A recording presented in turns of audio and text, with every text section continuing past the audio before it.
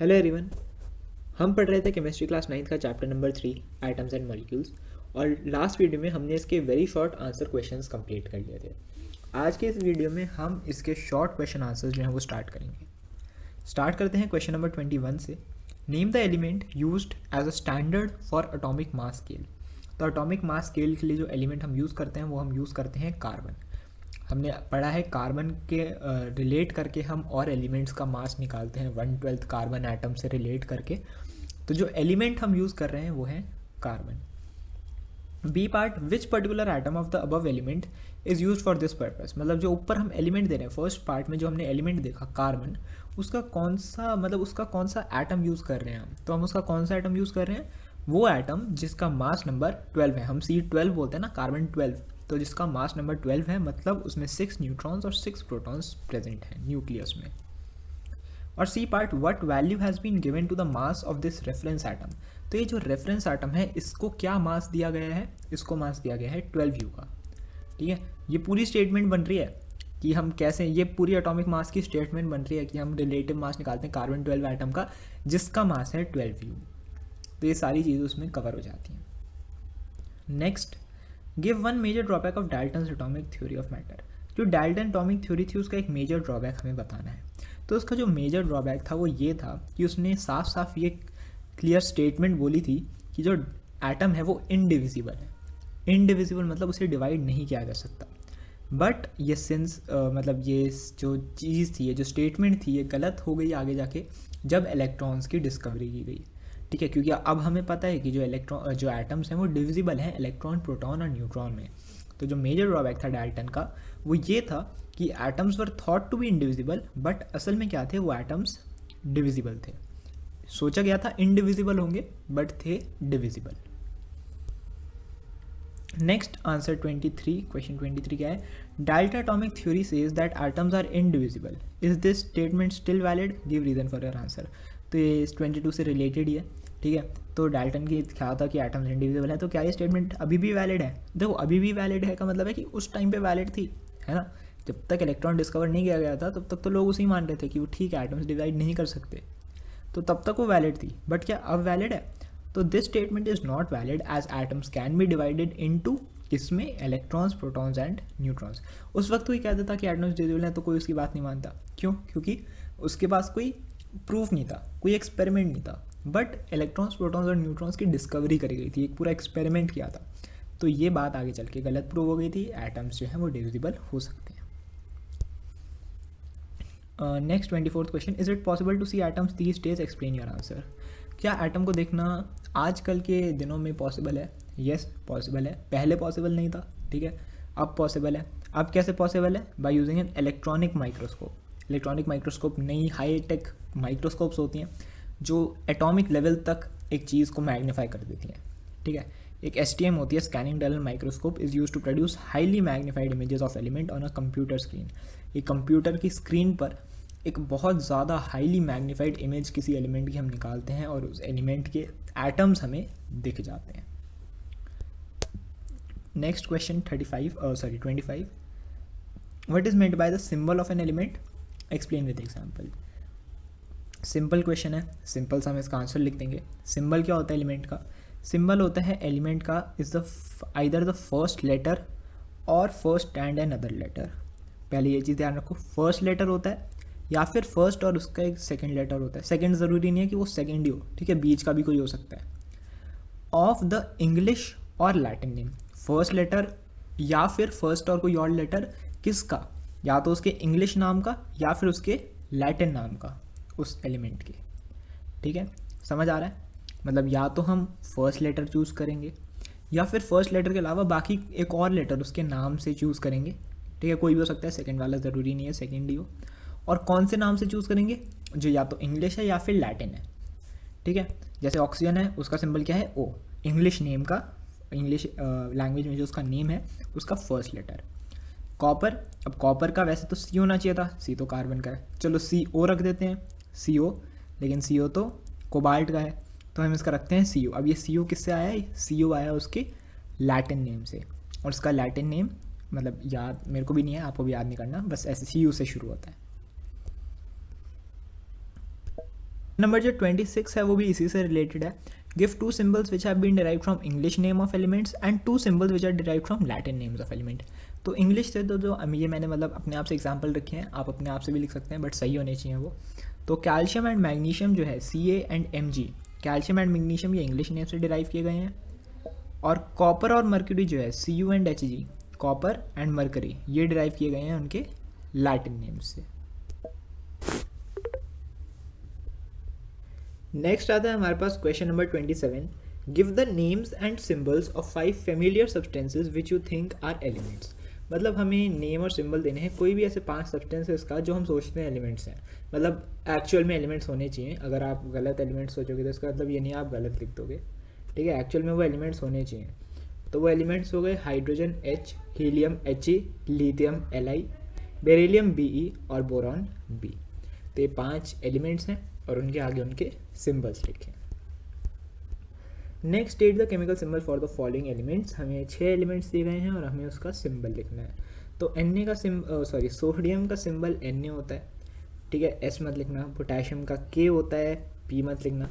Iron का Fe होता है, कॉपर का Cu होता है, मर्क्यूरी का Hg होता है, सिल्वर का Ag होता है. ये एक तरीके से इन्होंने सारे वो वाले एलिमेंट्स दिए हैं जिनके जो सिंबल्स हैं वो उनके लैटिन नेम से बनते हैं, ठीक है. बस इतना ही नहीं है, और भी हैं बट ये सारे वही थे. इसमें आप चाहे तो गोल्ड ऐड कर सकते हैं, गोल्ड का Au होता है. टिन ऐड कर सकते हैं, टिन का Sn होता है, ठीक है. तो आपको याद रखना है. आगे बढ़ते हैं question number 29. Name the elements represented by the following symbols. Hg, Pb, Au, Ag, Sn. मतलब हमें सिंबल दिए गए हैं, हमें एलिमेंट्स के नाम बताने हैं. तो Hg जो होता है वो मर्क्यूरी का होता है, Pb लेड होता है, Au गोल्ड होता है, Ag सिल्वर होता है और Sn टिन होता है. Next, what is meant by atomicity, explain with 2 example. तो एटॉमिसिटी जो होता है किसी भी एलिमेंट का refers to the total number of atoms present in one molecule of an element. मतलब कि एक एलिमेंट का जो मॉलिक्यूल होता है उसमें उस मॉलिक्यूल में कितने एटम्स हैं उसे हम कहते हैं एटॉमिसिटी. जैसे एक ऑक्सीजन का मॉलिक्यूल क्या होता है, देखो O तो हो गया एक ऑक्सीजन का एटम, O2 क्या होता है ऑक्सीजन का मॉलिक्यूल, और O2 है ना, मतलब कि 2 मॉलिक्यूल्स 2 एटम से मिलके एक मॉलिक्यूल बना है. तो ऑक्सीजन की जो एटॉमिसिटी होती है वो होती है 2.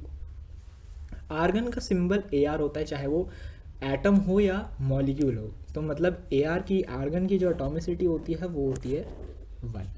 सो basically atomicity refers to the total number of atoms present in one molecule of an element. और अगर सिंपल लैंग्वेज में हम समझें तो जो एक मॉलिक्यूल हम लिखते हैं उसके नीचे एक जो नंबर लगाते हैं ना, जैसे H2, O2, तो वो 2 जो हम लगाते हैं, 8 जो भी हम लगा रहे हैं वो उसकी एटॉमिसिटी होती है.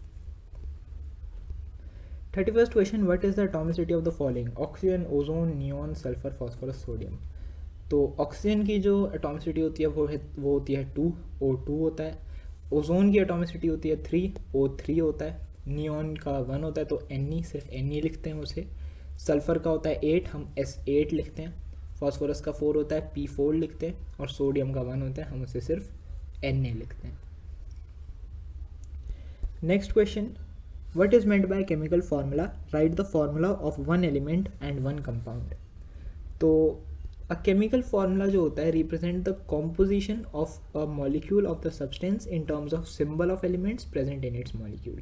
मतलब ये केमिकल फार्मूला है वो उस मॉलिक्यूल मतलब एक मॉलिक्यूल की कॉम्पोजिशन बताता है किसकी टर्म्स में, symbol of elements present in its molecule. उसके मॉलिक्यूल्स में जो एलिमेंट्स प्रेजेंट है, मतलब उस एलिमेंट के एटम प्रेजेंट है, उनके सिंबल का यूज़ करके वो हमें उस मॉलिक्यूल की कॉम्पोजिशन बताता है. कॉम्पोजिशन का मतलब वो किन किन से बना है, ठीक है. तो chemical formula represent the composition, मतलब किससे बना है, क्या बना है मॉलिक्यूल, और किस टर्म्स में बताता है सिंबल, किसके सिंबल, उन एटम्स के, उन एलिमेंट्स के एटम के जो उस मॉलिक्यूल में प्रेजेंट है. जैसे O2 का मॉलिक्यूल है उसमें ऑक्सीजन के एटम प्रेजेंट है तो उसका केमिकल फार्मूला हो गया O2. कार्बन डाइऑक्साइड का फार्मूला होता है CO2 क्योंकि उसमें एक कार्बन का एलिमेंट है और 2 ऑक्सीजन के एलिमेंट है. सो केमिकल फार्मूला की डेफिनेशन होती है. Next question number 33. Right the formula of the following compounds, also name the elements present in them. Water, ammonia, methane, sulphur dioxide, ethanol. So water का symbol होता है H2O और कौन कौन से हैं उसमें elements, hydrogen and oxygen, ammonia NH3 nitrogen and hydrogen, methane CH4 carbon and hydrogen, sulphur dioxide SO2 sulphur and oxygen, and last ethanol C2H5OH carbon hydrogen and oxygen, इसमें 3 present. Next question, explain the difference between 2n and n2। ठीक है, ये important question है, 2n और n2 के बीच में हमें difference बताना है। तो देखो काफ़ी माइनर सा, मतलब हमें ये लग रहा है ना कि उसमें तो पीछे है 2, इसमें नीचे और थोड़ा छोटा है। तो इसका डिफरेंस ये है कि जो n है वो केमिकल फार्मूला है नाइट्रोजन गैस का, ठीक है। जो n2 है, सॉरी, वो है केमिकल फार्मूला नाइट्रोजन गैस का, कि मतलब अगर हमें कहीं पे दिखाना है कि यहाँ पे नाइट्रोजन गैस प्रेजेंट है तो हम बोलेंगे कि n2, हम लिखेंगे n2 इज़ प्रेजेंट हेयर। और 2n क्या रिप्रेजेंट कर रहा है, वो उस नाइट्रोजन के एटम्स का अमाउंट मेजर कर रहा है कि यहाँ पे 2n एटम्स हैं, मतलब 2 नाइट्रोजन के एटम्स यहाँ पर प्रेजेंट हैं, ठीक है। n2 गैस प्रेजेंट है और 2 नाइट्रोजन के एटम्स यहाँ पे प्रेजेंट है, ये डिफरेंस है इन दोनों स्टेटमेंट्स में, ठीक है। Next, what do the following abbreviation stand for, मिलता जुलता क्वेश्चन। O किसके लिए स्टैंड कर रहा है, 1 atom of oxygen, 2O 2 atom of oxygen, O2 1 molecule of oxygen and 3O2 3 molecules of oxygen. बस ये ध्यान रख लेना, जो आगे वाली चीज़ है वो हमें बताती है कौन सा एलिमेंट, मतलब वो मॉलिक्यूल है या एटम है, और पीछे जो ये 2 और 3 है ये बताता है कि कितने एटम या कितने मॉलिक्यूल प्रेजेंट है। 36, what do symbol H2SO4 mean in the following formula of H2SO4। तो ये सिंबल्स क्या बता रहे हैं, H2 represent 2 atoms of hydrogen, S represents 1 atom of sulfur and O4 represent 4 atoms of oxygen। क्योंकि मॉलिक्यूल में हम लगा रहे हैं H2SO4, तो H2 मतलब 2 हाइड्रोजन, S मतलब 1 सल्फर और O4 SO4 तो O4 4 atoms of oxygen। 37th question, in what form does oxygen gas occur in nature, in what form do noble gas occur in nature। तो जो oxygen gas है वो अगर होती है डायटोमिक मॉलिक्यूल के नेचर में, डायटोमिक मॉलिक्यूल मतलब O2, ठीक है, O2 की फॉर्म में ऑक्सीजन गैस होती है ना, तो O2। और नोबल गैसेस जो होती हैं वो मोनोटॉमिक होती है। नोबल गैसेस आई होप आपको पता होगा, जिनका वैलेंस इलेक्ट्रॉन्स फील्ड होता है पूरा, तो Ag हो गया, सो वो सिर्फ Ag ही होता है। हीलियम है वो सिर्फ He होता है, नियॉन सिर्फ Ne होता है, ठीक है। तो इन ये मोनोटॉमिक एटम्स होते हैं, मतलब जिनमें कोई 2 या कुछ नहीं लगता, वो सिर्फ 1 होता है। Next, what is the difference between 2H and H2, repeated question है, ठीक है। H2 represents 1 molecule of hydrogen while 2H shows 2 separate atoms of hydrogen. What does the following you note, ये काफ़ी सारे सिमिलर टाइप के questions दे रखे हैं, क्योंकि मैंने आपको स्टार्टिंग में बताया था ये इंपॉर्टेंट क्वेश्चन है, तो इससे आपकी प्रैक्टिस हो जाएगी कि आप गलती ना करो। सो जैसे N है 1 एटम ऑफ नाइट्रोजन, 2N है 2 एटम्स ऑफ नाइट्रोजन, N2 है 1 मॉलिक्यूल ऑफ नाइट्रोजन, 2N2 है 2 molecules of nitrogen. 40th, what is the significance of formula of a substance. किसी भी सब्सटेंस का फॉर्मूले का सिग्निफिकेंस क्या है, मतलब हमने क्यों बनाया है, कुछ सिग्निफिकेंस होगा, कुछ इंपॉर्टेंस होगी, तो क्या होती है, it represents the name of the substance. अब पूरी हर जगह कार्बन डाइऑक्साइड तो नहीं लिखते रहोगे ना, बहुत बड़ा होता है, सिंपल लिखो CO2। It represents 1 molecule of a substance. अब हमें लिखना हो अगर कि 1 molecule of CO2 is present here, तो इतना बड़ा थोड़ी लिखेंगे, सिंपल लिखेंगे 1 CO2, या 1 भी लगाने की जरूरत नहीं है, CO2 इज प्रेजेंट, ठीक है। फिर it represents 1 mole of molecule, 1 मोल मतलब 6.022 इंटू 10 की पावर 23, इतने मॉलिक्यूल्स ऑफ सब्सटेंस के वो सिर्फ एक फार्मूला रिप्रेजेंट कर रहा है CO2। And it shows number of atoms of each element in a molecule. अब CO2 से हमें ये भी पता चल रहा है कि जो कार्बन डाइऑक्साइड है वो एक कार्बन से और 2 ऑक्सीजन से मिलकर बनी है, क्योंकि C1 है और O2 है। So it shows number of atoms of each element in a molecule, तो ये उसका सिग्निफिकेंस होता है। नेक्स्ट 40th क्वेश्चन रिपीट हो गया, मतलब अभी 40th देखा हमने, फिर आता है 41st, what is the significance of formula of H, मतलब H2O का क्या सिग्निफिकेंस है। सो H2O रिप्रेजेंट्स वाटर, वो उस मॉलिक्यूल को रिप्रेजेंट कर रहा है, वाटर को रिप्रेजेंट कर रहा है। It represents 1 molecule of water, मतलब अगर कहीं पे सिर्फ H2O लिखा है तो हम समझेंगे कि ये एक मॉलिक्यूल है H2O का, या फिर हमें बोला जाएगा it also represents 1 mole of water molecules की, या तो ये सिर्फ एक सिंगल मॉलिक्यूल है या फिर ये रिप्रेजेंट कर रहा है 6.022 इंटू 10 की पावर 23 मॉलिक्यूल्स को। And last, it represents 18 gram of water, ये उसका मॉलिक्यूलर मास बता रहा है, कैसे?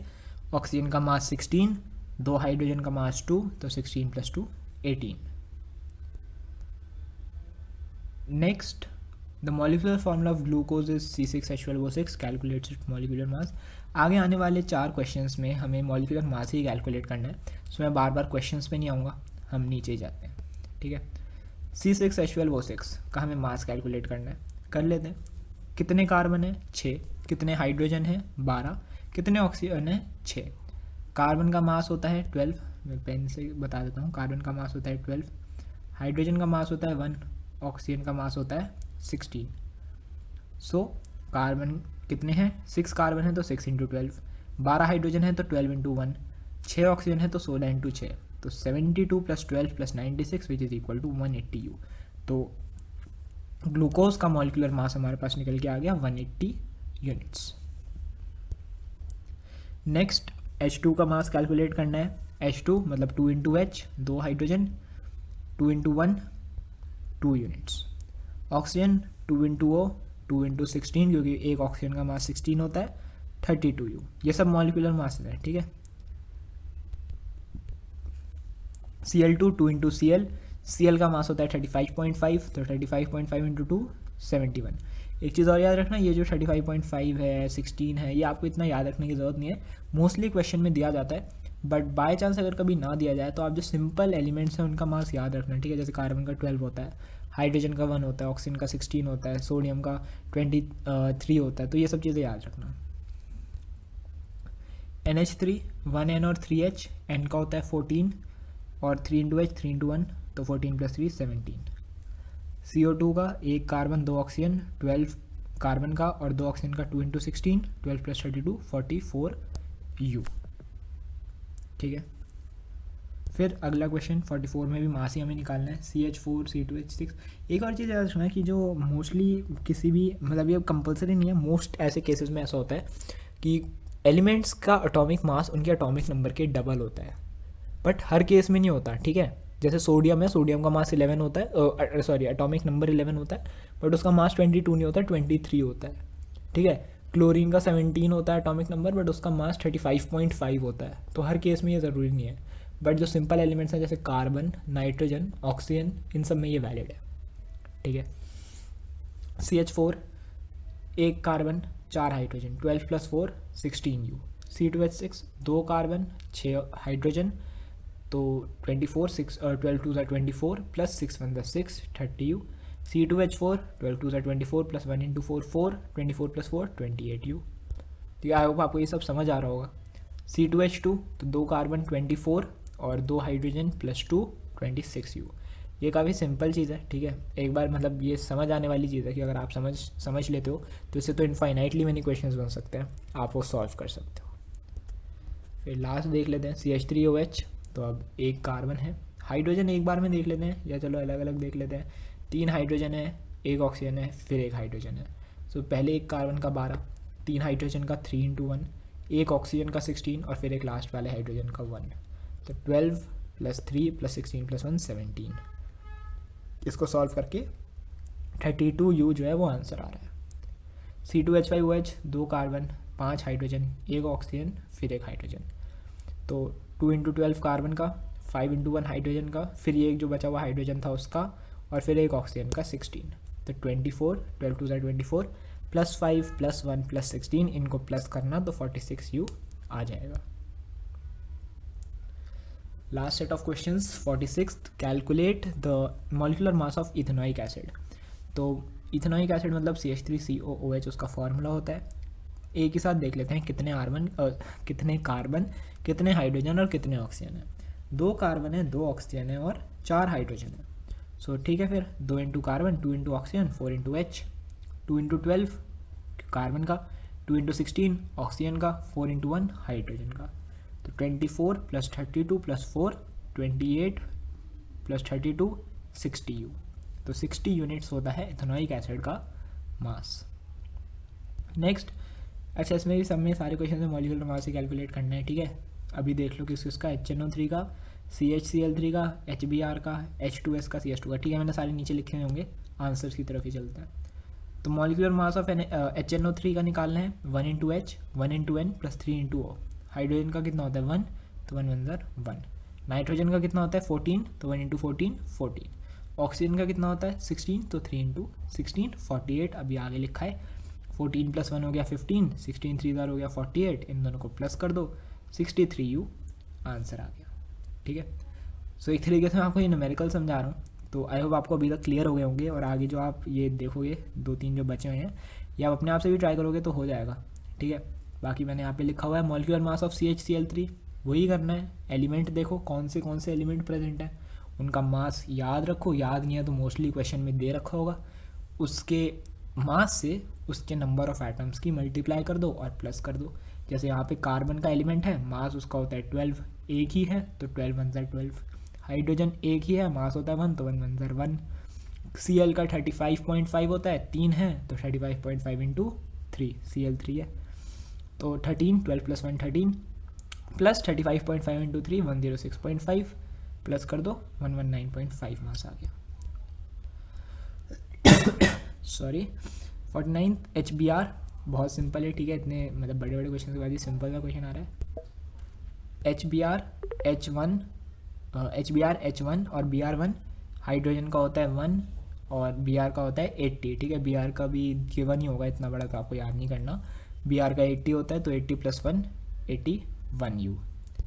एंड लास्ट H2S और CS2 का हमें निकालना है। H2S, ठीक है, लास्ट के 2 क्वेश्चन तो काफ़ी सिंपल से हो गए इतने मुश्किल करने के बाद। H2S मतलब 2 हाइड्रोजन और 1 सल्फर, 2 हाइड्रोजन मतलब 2 इंटू 1 2, 1 सल्फर मतलब 32, तो 32 प्लस 2 कितना हो गया 34U। And last CS2 1 into 12 carbon का प्लस 32 इंटू 2 सल्फर का 32 होता है, तो 12 प्लस 64 76U। तो जब मैंने ये चैप्टर पढ़ाया था उस वक्त इतने न्यूमेरिकल्स की प्रैक्टिस नहीं हुई थी, बट इन एक्सरसाइज में आई होप कि ये सारे हो गए होंगे क्लियर। ठीक है, काफ़ी सारी कर लिए लास्ट के, तो ऑलमोस्ट सारी न्यूमेरिकल्स थे। सो यहाँ पे इसके शॉर्ट क्वेश्चन आंसर्स कंप्लीट हो गए हैं। नेक्स्ट वीडियो में हम इसके लॉन्ग क्वेश्चन आंसर्स स्टार्ट कर देंगे।